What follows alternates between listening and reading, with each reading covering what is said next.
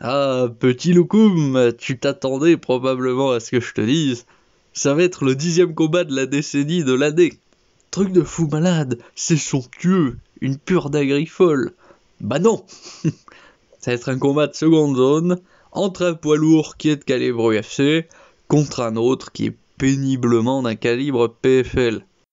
Si vous avez besoin que je développe, c'est que vous ne suivez pas suffisamment le MMA. Pour vous faire un dessin, l'UFC c'est l'équivalent de la Ligue 1 en foot, et le PFL c'est le fond du panier de la Ligue 2. Mon analyse elle va pas traîner, parce que ce combat il mérite pas qu'on s'y attarde.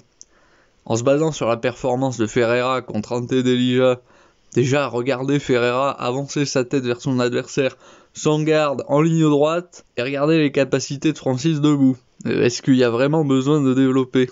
Mais en plus, lorsque Delija a emmené Ferreira au sol, et qu'enfin, ce dernier, il parvient à se retrouver le dos contre la cage, alors que là, il a l'opportunité de s'appuyer contre la cage pour se relever plus facilement, ce Sardanapale, il décide de s'étaler sur le flanc comme une méduse échouée, et il se fait finir à cause de ça. Parce qu'il offre une des positions les plus favorables que Delija puisse espérer, la meilleure position pour envoyer des percussions au sol. Puisqu'elle permet déjà d'être celui qui est au-dessus de son adversaire à Delija, mais en plus de pouvoir cueillir la tête de Ferreira sur la fin de son mouvement, sur la fin de son allonge, afin qu'il ait le plus de puissance possible. Alors que là, il l'aurait collé, il l'aurait ceinturé, il n'aurait pu envoyer que des coups de poing avec une très faible amplitude et donc peu de puissance. Il a mis un KO à Ryan Bader. Allô, Cheese dans un terrible état. We have to come tout de suite. Oui, compris? Blue bar, yabol. Qui est complètement rincé à 41 ans. Ça n'a rien d'un exploit quand on voit que Corey Anderson, il a mis un KO au premier round contre Bader. Rendez-vous compte, le gars qui à l'UFC avait un ratio de KO de 30%, il arrive au Bellator et il grimpe à 60% de KO.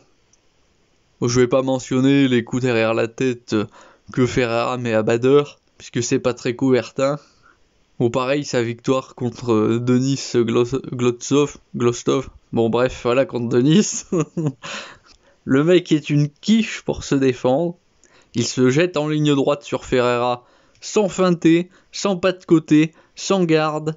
Alors que Ferreira, il n'a encore rien fait, et que donc, il est en pleine capacité de le déboîter. Et quand il se fait cueillir, il tente maladroitement de saisir Ferreira, mais il le fait à moitié au lieu de lui rentrer dedans pour le coller, le ceinturer, ou encore mieux, changer de niveau avec une amenée au sol qui lui aurait permis de se rétablir. Non, lui, il préfère rester là, paniquer en reculant en ligne droite, au lieu de se désaxer.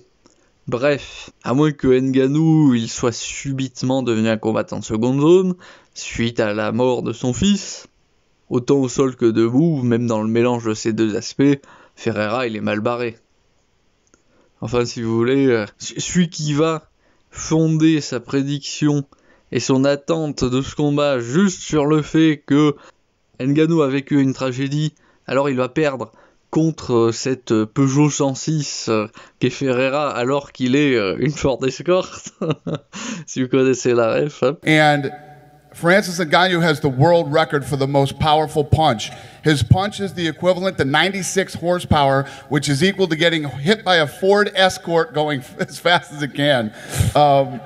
Mais je vous dis, vous avez besoin de parfaire vos connaissances et de vous intéresser un peu plus au sport de combat.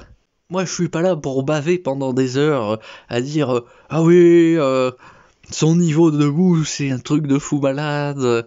Personne peut le test ou des conneries modernes. Moi, je suis trop vieux pour ça. Tequila, Heineken, pas le temps de niaiser. Je suis pas là pour vous tenir la jambe éternellement. Ceux qui me reprocheraient de m'attaquer à la sueur, vous êtes mignons.